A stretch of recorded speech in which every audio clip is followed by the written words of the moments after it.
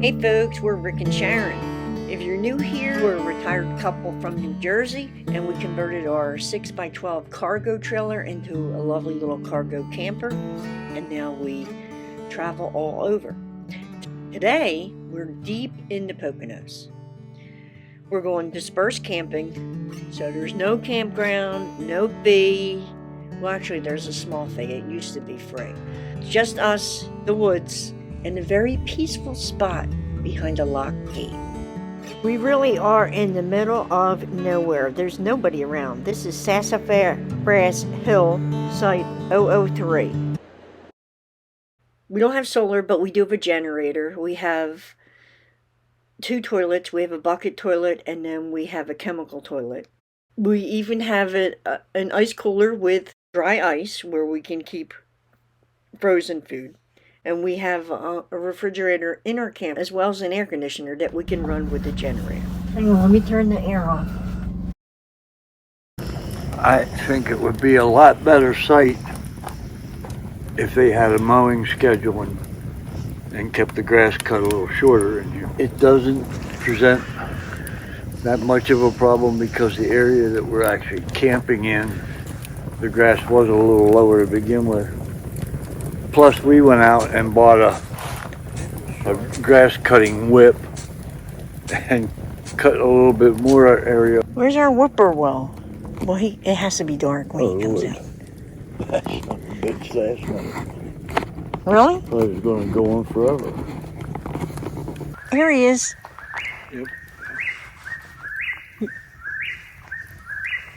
You're early. He was complaining about you. You're early. I'm not in bed yet.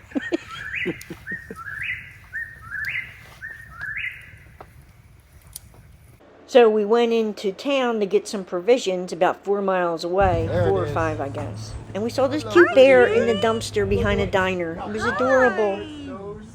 Of course, we see a bear in town. We're out in the middle of nowhere. I have to ask, camping. is this safe out here? When he's camping, he's carrying. Well, let me tell you this. Different states have different opinions.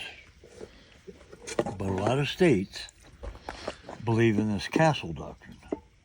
What's up? It means that you have a right to be armed in your home and to use it if necessary. All right? So a lot of states would consider camping when you're in your tent or your trailer, that's your domicile. Yeah. You have a right to protect yourself and to defend yourself. So it's legal in most states to have a gun to protect your domicile. Now, let's take New Jersey, for instance. New Jersey's got all these laws about transport. If you've got a firearm outside the home, you're supposed to be going to or from a range, and you're not allowed to stop anywhere and all this stuff. Okay? Yeah.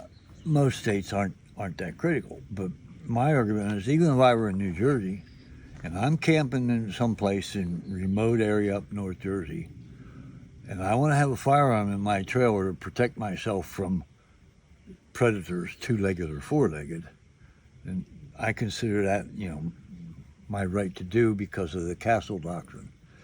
If I've got to go to court and defend myself because I used a firearm, I'm willing to do that. It sure as hell beats getting killed.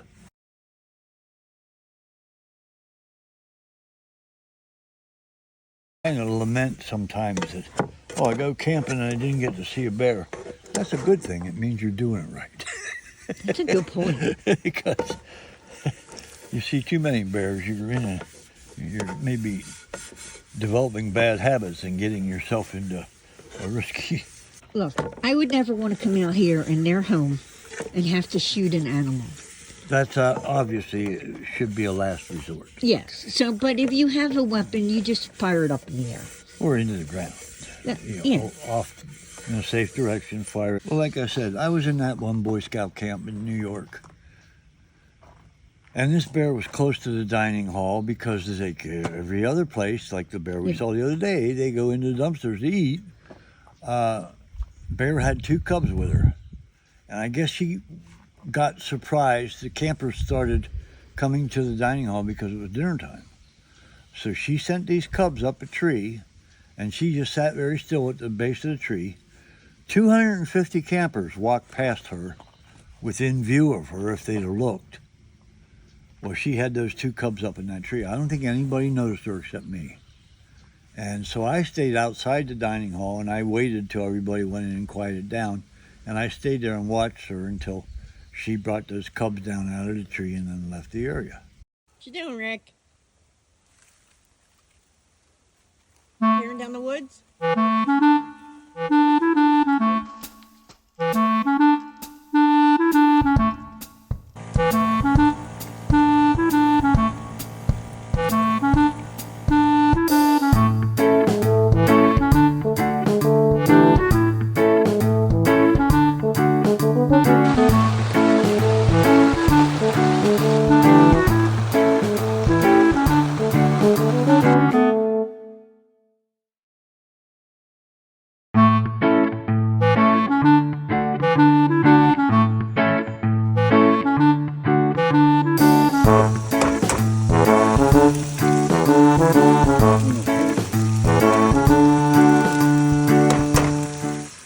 So if you're thinking about doing this type of camping, first of all, I hope you have some camping under your belt. This is not for the beginner. So the most important thing with disperse camping is you need to take plenty of water, because there's not going to be water out there. There's not a spigot where you can just go get your water. You have to bring your own water. You also will not have power. So whether you're using electric, solar, whatever it is, you're going to need that. The other thing is how are you going to the bathroom?